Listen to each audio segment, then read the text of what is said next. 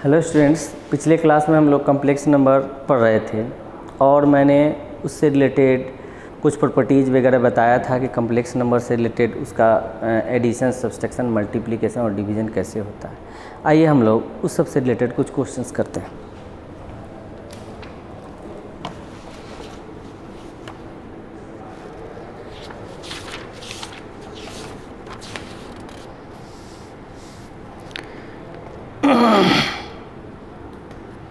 जैसे हमारे पास लिखा रहेगा कि z equal to 2 minus i into 1 plus i by 1 minus i. Suppose कीजिए ऐसा टर्म दिया हुआ है और आपसे कहेगा कि इसका कंजुगेट बताओ, इसका मॉडुलस बताओ। तो कंजुगेट और मॉडुलस निकालने के लिए सबसे पहले इसको कम्प्लेक्स नंबर के फॉर्म में बदलना पड़ेगा, जो फॉर्म में नहीं है। मतलब फॉर्म का मतलब रियल प्लस इमेजिनरी, जिसके फॉर्म में ये सिस्टम अभी नहीं है। तो हम लोग इसको बदलने का प्रयास करते हैं। पहले ऊपर वाले को सिंप्लीफाई कर लेते हैं, मल्टीप्लाई कर लेते हैं। तो ये होगा 2 + 2i, नीचे वाले को माइनस आई स्क्वायर। इस तो 1 माइनस आई है तो रहने दीजिए। अब देखिए आई स्क्वायर इक्वल टू -1 होगा, आई स्क्वायर इक्वल टू -1 होगा। तो आप जब इसको डालोगे -1 तो ये माइनस साइन पहले से लगा हुआ है तो ये प्लस हो जाएगा। 3 + i, ऊपर में मेरा मिलेगा 3 + i बाई 1 माइनस आई। अब हम बताए थे कि यह दो कम्प्लेक्स नंबर के डिवीज़न वाले सिस्टम पे आ गया तो नीचे जो डिनोमिनेटर है उसके कंजुगेट से हम लोग ऊपर नीचे मल्टीप्लाई कर लेंगे। तो ये होगा 1 + i और ये 1 + i। तो ऊपर वाले सिस्टम से मेरा हो जाएगा 3 + 3i + i square by 1 minus i square. I square -1 होता है तो ये 3 में से 1 चला जाएगा, 2 होगा। तो 2 + 4i बाई 2। ऊपर नीचे 2 लेके हम लोग कॉमन लेके कैंसिलेशन कर लेंगे। ये 2 कॉमन लेके काट लीजिएगा तो 1 + 2i। अब मेरे पास z इक्वल टू आ गया 1 + 2i। अब हमसे पूछेगा कि इसका कंजुगेट बताओ। तो कंजुगेट में मैंने पढ़ाया है कि इमेजिनरी पार्ट का साइन बदल देना है। तो z bar equal to 1 - 2i कर लीजिएगा। मॉड z इक्वल टू कहेगा तो रियल का स्क्वायर प्लस इमेजिनरी के स्क्वायर के सम का स्क्वायर रूट लेते हैं। तो 1 का स्क्वायर प्लस 2 का स्क्वायर कर लेंगे। ये हो जाएगा आपका 5 रेसिडेंस है। इस टाइप के कोई भी क्वेश्चंस रहेंगे तो हम लोग बता देंगे। अब हम लोग आगे पढ़ते हैं equality of 2 complex number. Equality of 2 complex number.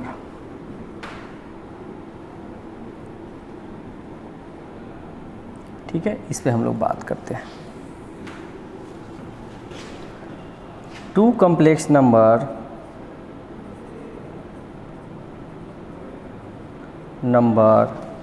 z1 equal to x1 + i/1 and z2 equal to x2 + i/2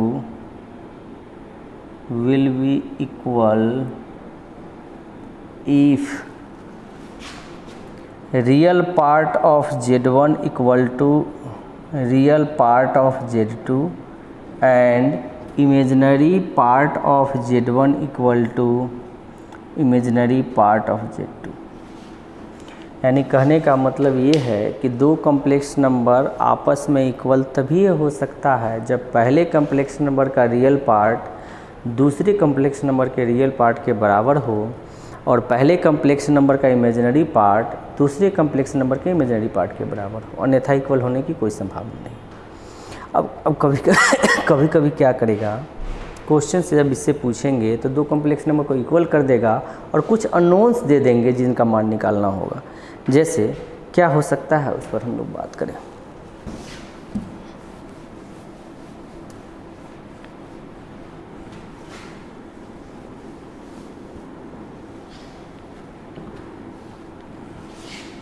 जैसे सपोज कीजिए कि एक कम्प्लेक्स नंबर है z1 equal to a + ib और z2 इक्वल टू 2 + 3i।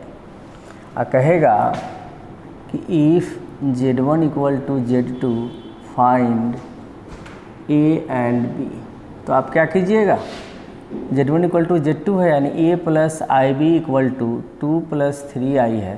तो दो complex number equal है, इसका मतलब पहले का रियल दूसरे के रियल के बराबर और पहले का इमेजिनरी दूसरे के इमेजिनरी के बराबर होना चाहिए, यानी कि A equal to 2 B equal to 3। इस तरह से करके हम लोग वर्क कर सकते हैं और यही मेरा आंसर होगा। कभी कभी ऐसा नहीं देगा, इस तरह से दे सकता है, जैसे लिख देगा A plus b i equal to 1 plus i into 3 minus 2i, तब कहेगा A और B का मान बताओ। तो हमको पता है कि लेफ्ट हैंड साइड में यह कम्प्लेक्स नंबर का फॉर्म है, लेकिन राइट हैंड साइड में मेरा कम्प्लेक्स नंबर का फॉर्म नहीं है। तो पहले इसको मल्टीप्लाई करके कम्प्लेक्स नंबर के फॉर्म में बदल के या फिर इक्वेट करना होगा, लिखना होगा equating real and imaginary part. जब दो कम्प्लेक्स नंबर इक्वल होता है तो दोनों के रियल और दोनों के इमेजिनरी पार्ट सेम होते हैं। तो पहले क्या करिए, इसको मल्टीप्लाई कर लीजिए। तो क्या होगा 3 plus 3i minus 2i minus 2i square, ये होगा मेरा i स्क्वायर माइनस 1 होता है तो ये हो जाएगा 5 प्लस i। अब a plus i b equal to 5 plus i, तो रियल को रियल से और इमेजिनरी को इमेजिनरी से बराबर कर लीजिए। ठीक है, तो बराबर करेंगे तो क्या होगा a equal to 5 b equal to 1, this is the answer. तो इस तरह से क्वेश्चंस रहेंगे तो हम लोग को अप्रोच करना है इक्वलिटी से। कुछ और क्वेश्चंस बात करते हैं।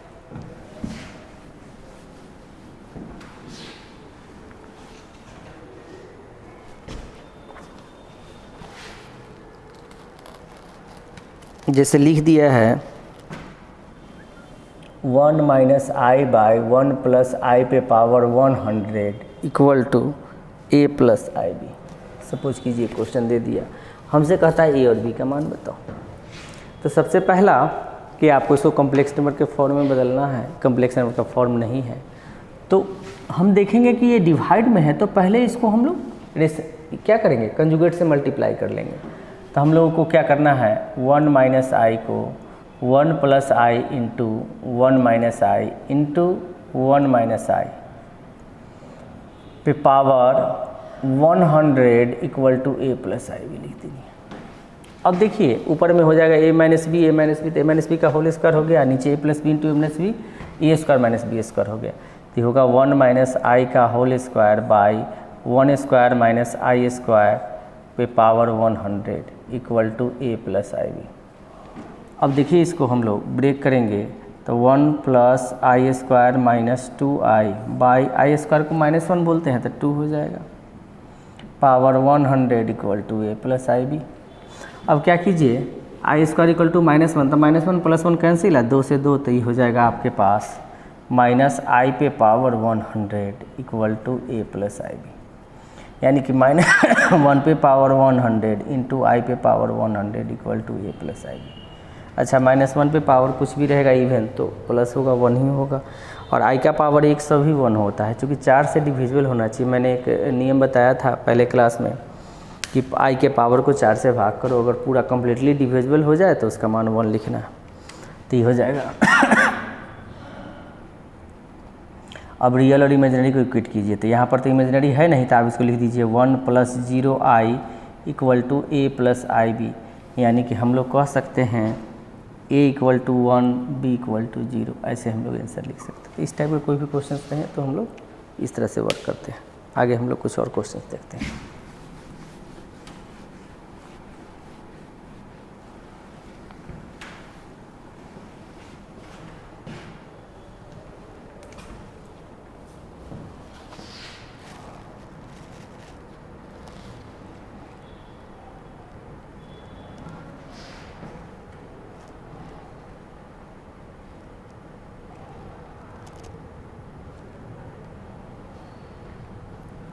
जैसे क्वेश्चन लिखा हुआ है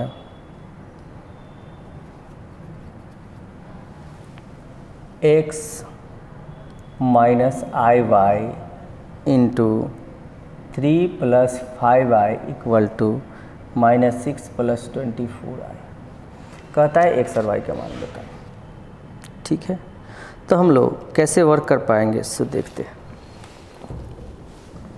तो हम लोगों को क्या करना है, पहले तो ये कम्प्लेक्स नंबर का फॉर्म दिया है, ये नहीं है तो इसको बदल दीजिए कम्प्लेक्स नंबर के फॉर्म में। क्या होगा 3x minus 3iy plus 5xi minus 5i square y। 3 को इससे, 3 को इसको इससे, ठीक है, फिर x को इससे और फिर माइनस आई, ठीक है। ये होगा मेरा -6 प्लस 24i। फिर हम लोग बात कर लेंगे आई स्क्वायर मेरा -1 होता है तो प्लस हो जाएगा, तो 3x plus 5y plus i 5x minus 3y equal to -6 plus 24i।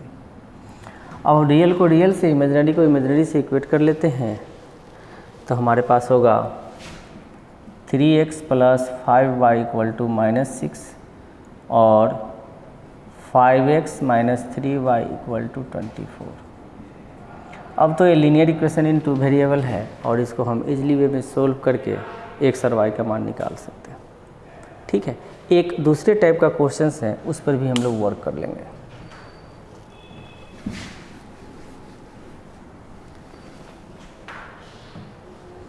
जैसे कभी इस टाइप का क्वेश्चन दिया रहे, लिखा हुआ है z equal to 2 minus 3i, कहता है prove that z square minus 4z plus 13 equal to 0 and 4z cube minus 3z square plus 169 equal to 0। आइए हम लोग किस तरह से इस टाइप के क्वेश्चंस पे अप्रोच करते हैं, उस पर पहले अप्रोचिंग देखेंगे। जब भी इस टाइप का क्वेश्चन दिया रहे तो जो गिवन है वहाँ से हम काम स्टार्ट करते हैं, और करते क्या हैं कि जो गिवन है उसमें रियल वाले को एक तरफ लिख लेते हैं। इसमें 2 टर्म है, एक रियल है एक इमेजिनरी है, तो रियल वाले को इस तरफ लेके और स्क्वायर करके एक इक्वेशन डेवलप करते हैं। उसके पीछे मेरा मकसद ये है कि हमको ऐसा टर्म डेवलप करना है इसमें z है, कोई भी i नहीं दिख रहा है। तो ऐसे तो आप z का मान डाल के इसको सिंप्लीफाई भी कर सकते हो, लेकिन कॉम्प्लिकेटेड बहुत हो जाएगा। तो हम लोग कुछ ऐसा सिस्टम डेवलप करें जिससे कि हमारे पास ये इस तरह का सिस्टम आसानी से अवेलेबल हो जाए, आसानी से हम सिस्टम को प्रूफ कर सकें। तो पहले क्या करना है कि इस टर्म को ले लेना है z equal to 2 minus 3i ले लेना है, रियल को एक तरफ कर लेना है, यानी z minus 2 equal to minus 3i कर लेना है। अब अगला बात मैंने कहा था कि i वाले टर्म को एक तरफ और बिना i वाले एक तरफ लेके स्क्वायरिंग बोथ साइड करना है। स्क्वायरिंग बोथ साइड करेंगे तो क्या होगा मेरे पास, ये मेरा हो जाएगा z माइनस 2 का whole square equal to minus 3i का होल स्क्वायर। ये होगा z square minus 4z plus 4 equal to 9i square, ठीक है। सारे क्वेश्चन में जब इस टाइप का दे तो हम लोग को इसी तरीके से सोचना है। याद रखना है कि जो इक्वेशन डेवलप करना है उसमें इरेशनल टर्म और i नहीं होना चाहिए। तो इस चीज़ को हमको केयर करते हुए वर्क करना है कि इस तरह के सिस्टम से इरेशनल भी हट जाए, मतलब √2 √3 टाइप का नहीं रहना चाहिए, ताकि हमको भाग देने में असुविधा होगी, और i वाला टर्म भी नहीं रहना चाहिए, तो उसको रिमूव करने का प्रयास करना है। तो ये हो जाएगा मेरा z square minus 4z plus 4 और 9i square, i square minus 1 होता है, ये हो जाएगा प्लस 9 इक्वल टू 0, यानी कि होगा z square minus 4z plus 13 equal to 0। यही मेरा प्रूफ करना था, देखिए आपने प्रूफ कर लिया। तो इस टाइप के जब भी रहते हैं तो हमको ये मेथड बहुत सूटेबल है और बहुत ईजिली वे में हम इसका इस्तेमाल कर पाएंगे। ये प्रूफ हो गया। अगला कैसे प्रूफ करना है, तो आइए हम लोग अगले प्रूफ की ओर मूव करते हैं।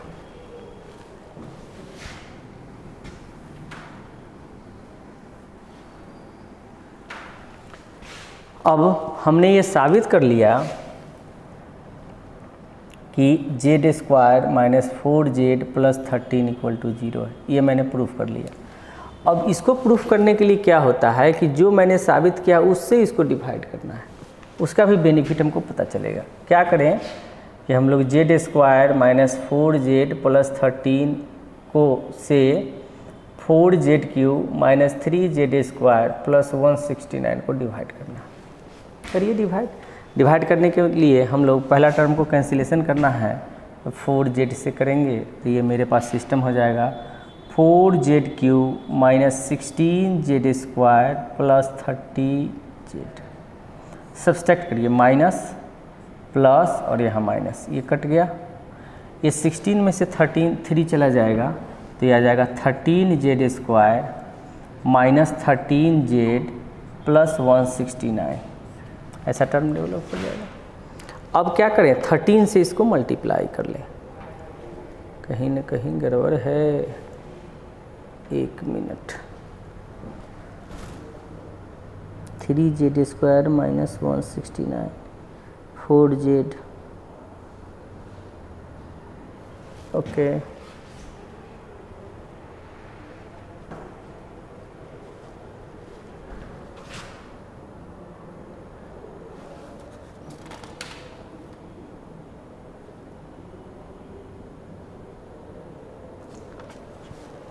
यहाँ पर हमारे पास ये तो टर्म कैंसिल होने ही चाहिए।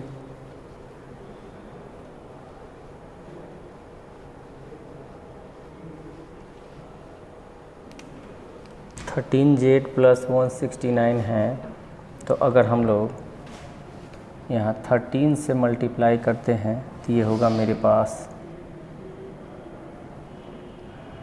13z²,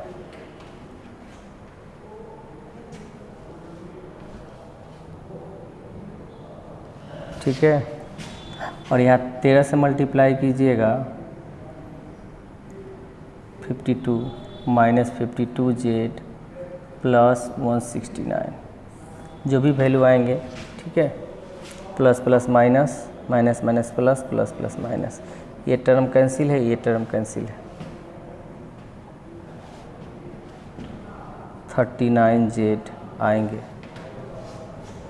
हमारे पास जो रिजल्ट प्रूफ करना है उसमें हमारे पास कैंसिलेशन होने चाहिए, ठीक है। अगर आया है तो यही होगा, यानी कि हम लोग लिख सकते हैं 4z³ minus 3z² plus 169 equal to z² minus 4z